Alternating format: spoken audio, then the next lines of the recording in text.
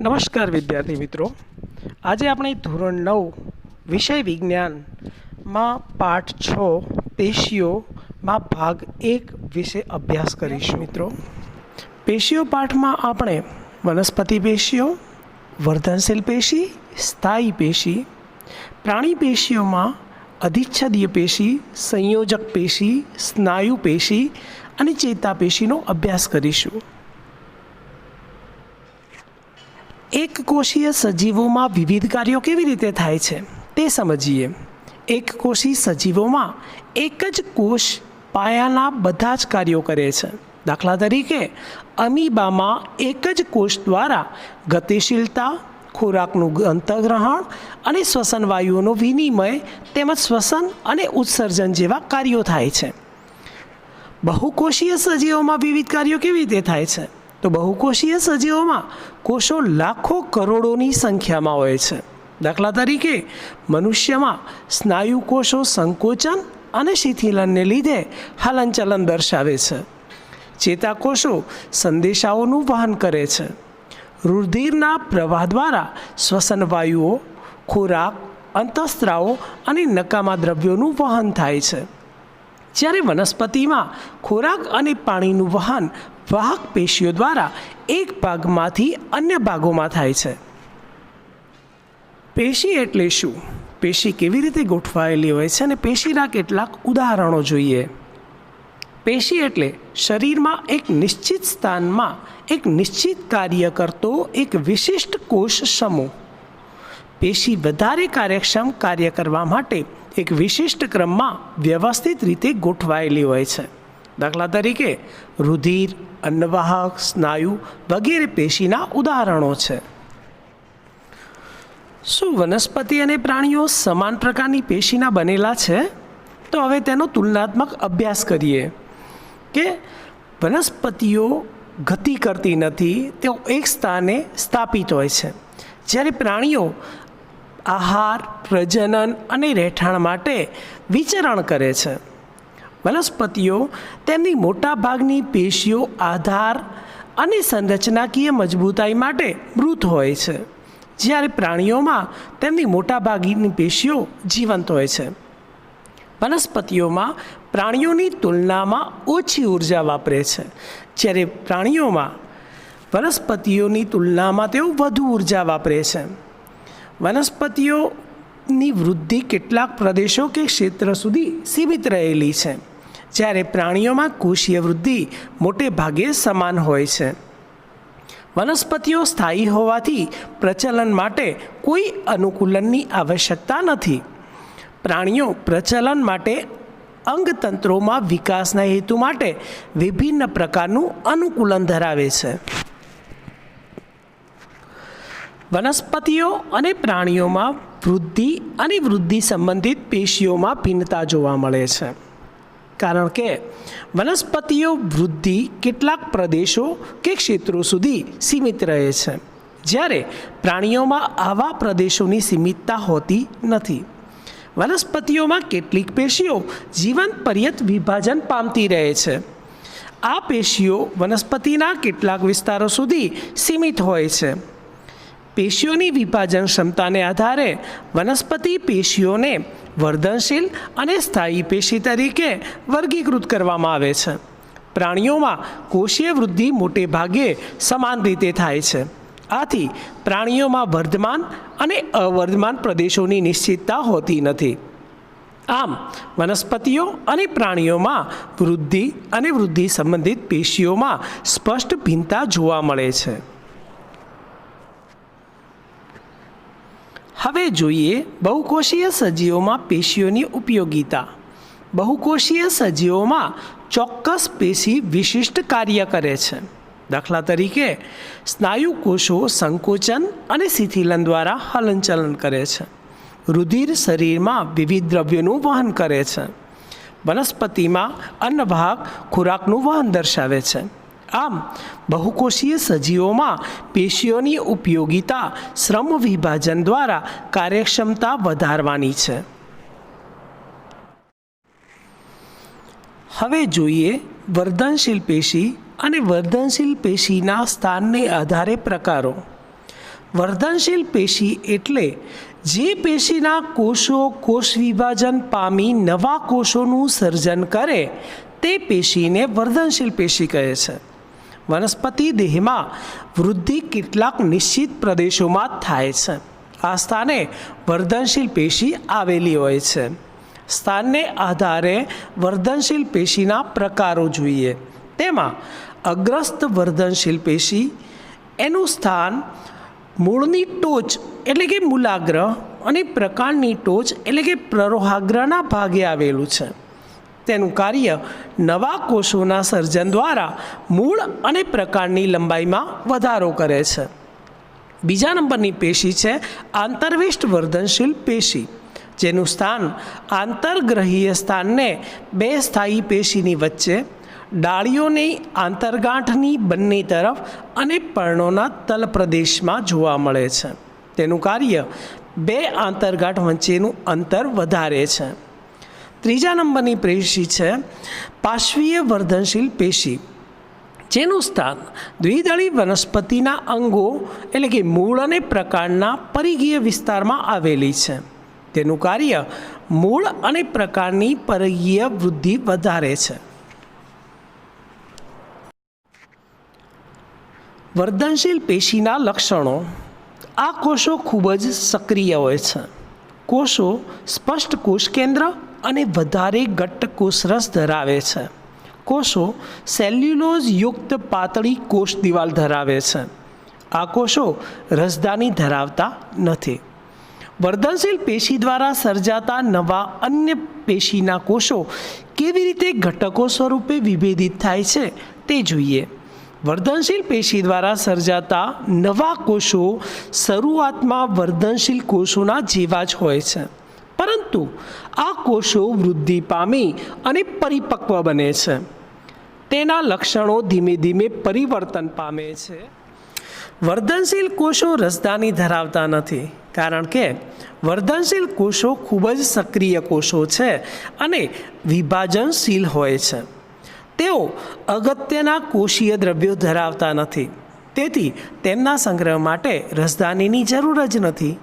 રસદાની પરિપક્વ વનસ્પતિ કોષોમાં જ હોય છે, જે વિભાજનશીલ હોતા નથી. સ્થાયી પેશીનું નિર્માણ સમજીએ. સ્થાયી પેશીનું નિર્માણ વર્ધનશીલ પેશીના કોષો દ્વારા થાય છે. વર્ધનશીલ પેશી દ્વારા નિર્માણ પામેલા કોષો વિભાજન પામવાની ક્ષમતા ગુમાવે છે. તેઓ વિશિષ્ટ કાર્ય કરવા માટે સ્થાયી સ્વરૂપ પ્રાપ્ત કરવાની ક્રિયા વિભેદીકરણ દર્શાવે છે. આમ વર્ધનશીલ પેશીના કોષો વિભેદન પામીને વિવિધ પ્રકારની સ્થાયી પેશીઓનું નિર્માણ કરે છે. મૃદુતક પેશી કોને કહેવાય, તેના લક્ષણો, તેના પ્રકાર અને તેના કાર્યો જોઈએ. સૌપ્રથમ તેની વ્યાખ્યા. વનસ્પતિ કોષના થોડાક સ્તરો આધારોતક કાર્ય કરતી પેશીનું નિર્માણ કરે છે, તેને મૃદુતક પેશી કહે છે. તેના લક્ષણો જોઈએ તો કોષો જીવંત હોય છે. મૃદુતક પેશી પાતળી કોષ દિવાલવાળા સરળ કોષોની બનેલી હોય છે. કોષો સામાન્ય રીતે ગોઠવણી ધરાવતા હોવાથી કોષોની વચ્ચે આંતરકોષીય અવકાશ રહેલો હોય છે. કોષોના કોષરસમાં મોટી રસદાનીઓ હોય છે. કોષો અનુપ્રસ્થ છેદમાં ગોળાકાર અને આયામ છેદમાં લંબચોરસ હોય છે. મૃદુતક પેશીના પ્રકાર. મૃદુતકના કોષો હરિતદ્રવ્યયુક્ત હરિતકણ ધરાવતા હોય છે, તો તેને હરિતકણોતક કહે છે. તે પ્રકાશ સંશ્લેષણનું પણ કાર્ય કરે છે. જલીય વનસ્પતિઓમાં ખૂબ જ મોટા હવા કોટરો એટલે કે વિશાળ વાયુ કોટરો ધરાવતી મૃદુતક પેશી આવેલી છે. આ પ્રકારની મૃદુતકને વાયુતક પેશી પણ કહે છે. તે જલીય વનસ્પતિઓને તરવા માટે તારક બળ આપે છે. મૃદુતક પેશીનું કાર્ય. તે ખોરાકનો સંગ્રહ અને ઉત્પાદન કરવાનું કાર્ય કરે છે. તે અન્ય પેશીઓ વચ્ચે રહી પૂરણ પેશી તરીકે આધાર આપવાનું કાર્ય કરે છે. તે પોષક દ્રવ્યો અને પાણીનો સંગ્રહ પણ કરે છે. તે વનસ્પતિના અંગોનું આધારોતક રચે છે. તે જલીય વનસ્પતિઓને તારક ક્ષમતા બક્ષે છે. તે જીવરસના ઘટકોનું સંયોજન કરે છે. હવે જોઈએ સ્થૂલકોણક પેશીની રચના અને કાર્યો. સ્થૂલકોણક પેશી એટલે વનસ્પતિઓમાં નમ્યતાનું લક્ષણ આપતી સરળ સ્થાયી પેશીને સ્થૂલકોણક પેશી કહે છે. તેનું સ્થાન વનસ્પતિના કુમળા પર્ણદંડ અને પ્રકાંડમાં અધિસ્તરની નીચે જોવા મળે છે. હવે જોઈએ સ્થૂલકોણક પેશીના લક્ષણો. આ પેશીના કોષો જીવંત, લાંબા અને કોષીય એટલે કે ખૂણા બાજુ અનિયમિત મોટા હોય છે. કોષોની વચ્ચે આંતરકોષીય અવકાશ ઓછો હોય છે. કોષોની પ્રાથમિક દિવાલ પર ખૂણાના ભાગે સ્થૂલન થયેલું હોય છે. સ્થૂલકોણક પેશીના કાર્યો વનસ્પતિના અંગો એટલે કે પ્રકાંડ પર્ણને નમ્યતા અને સ્થિતિસ્થાપકતા આપે છે. વનસ્પતિને યાંત્રિક આધાર પણ પૂરો પાડે છે. દ્રઢોત્તક પેશી વિશે વિસ્તૃત માહિતી મેળવીએ. દ્રઢોત્તક પેશી કોને કહેવાય? તો મૃત કોષો ધરાવતી સરળ સ્થાયી પેશીને દ્રઢોત્તક પેશી કહેવાય છે. દ્રઢોત્તક પેશીનું સ્થાન પ્રકાંડમાં વાહીપુલની નજીક, પર્ણોની શિરાઓમાં તેમજ બીજ અને ફળોની કઠણ છાલમાં હોય છે. નારિયેળની રેસાયુક્ત છાલ દ્રઢોત્તક પેશીની બનેલી છે. દ્રઢોત્તક પેશીના લક્ષણો જોઈએ તો આ પેશીના કોષો લાંબા અને સાંકડા હોય છે. કોષોની પ્રાથમિક દિવાલ પર લિગ્નિનનું સ્થૂલન એટલે કે લિગ્નિનની જમાવટ હોય છે. કોષોની દિવાલ જાડી હોય છે. કોષો વચ્ચે આંતરકોષીય અવકાશ જોવા મળતો નથી. આપેલી રચના દ્રઢોત્તક પેશીની છે. દ્રઢોત્તક પેશીનું કાર્ય જે વનસ્પતિના ભાગોને દ્રઢતા એટલે કે સખ્તતા અને મજબૂતાઈ આપે છે. હવે જોઈએ અધિસ્તર એટલે શું, તેની રચના અને તેના કાર્યો. અધિસ્તર એટલે વનસ્પતિના અંગોના સૌથી બહારના એક સ્તરને અધિસ્તર કહે છે. તેની રચના જોઈએ તો અધિસ્તરના કોષો મૃદુતક પેશીના બનેલા, એક સ્તરમાં ગોઠવાયેલા અને આંતરકોષીય અવકાશ વગર સળંગ ગોઠવણી ધરાવે છે. મોટાભાગના અધિસ્તરીય કોષો ચપટા હોય છે અને તેમની બાહ્ય તથા પાર્શ્વ દિવાલ આંતરિક કોષ દિવાલ કરતાં જાડી હોય છે. વનસ્પતિના હવાઈ ભાગોના અધિસ્તરીય કોષો જળ પ્રતિરોધક મીણ એટલે કે ક્યુટિનના સ્ત્રાવથી આવરિત હોય છે. અધિસ્તરનું કાર્ય. અધિસ્તર વનસ્પતિના બધા ભાગોને રક્ષણ આપે છે. અધિસ્તર પર મીણયુક્ત એટલે કે ક્યુટિનનું આવરણ વનસ્પતિને પાણીના વ્યયની સામે રક્ષણ, યાંત્રિક ઈજા અને પરોપજીવી ફૂગ સામે રક્ષણ આપે છે. શુષ્ક વસવાટમાં આવેલી કેટલીક વનસ્પતિઓમાં અધિસ્તર જાડું હોય છે. તે પાણી ગુમાવવાની સામે વનસ્પતિને રક્ષણ આપે છે. મૂળના અધિસ્તરીય કોષો ભૂમિમાંથી પાણીનું શોષણ કરે છે. હવે જોઈએ વાયુરંધ્ર એટલે શું, તેની રચના અને તેના કાર્યો. વાયુરંધ્ર એટલે પર્ણના અધિસ્તરમાં આવેલા નાના છિદ્રો. તેની રચનામાં વાયુરંધ્રો વૃક્કાકાર એટલે કે મૂત્રપિંડ આકારના બે રક્ષક કોષો દ્વારા આવરિત છિદ્રમય રચના છે. તેનું કાર્ય બાષ્પોત્સર્જન એટલે કે ઉત્સ્વેદન, બાષ્પ રૂપે પાણી ગુમાવવાની ક્રિયા વાયુરંધ્ર વડે થાય છે. વાતાવરણ સાથે વાયુ વિનિમય માટે વાયુરંધ્રો આવશ્યક છે.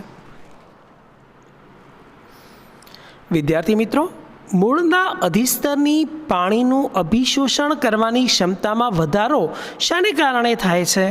તો મૂળના અધિસ્તરીય કોષો ભૂમિમાંથી પાણીનું શોષણ કરવાનું કાર્ય કરે છે. કેટલાક અધિસ્તરીય કોષો વાળ જેવા લાંબા પ્રવર્ધ રૂપે વૃદ્ધિ પામે છે. આ પ્રવર્ધોથી શોષણ સપાટીનું ક્ષેત્રફળ વધે છે. આ કારણથી મૂળના અધિસ્તરની પાણીનું અભિશોષણ કરવાની ક્ષમતામાં વધારો થાય છે.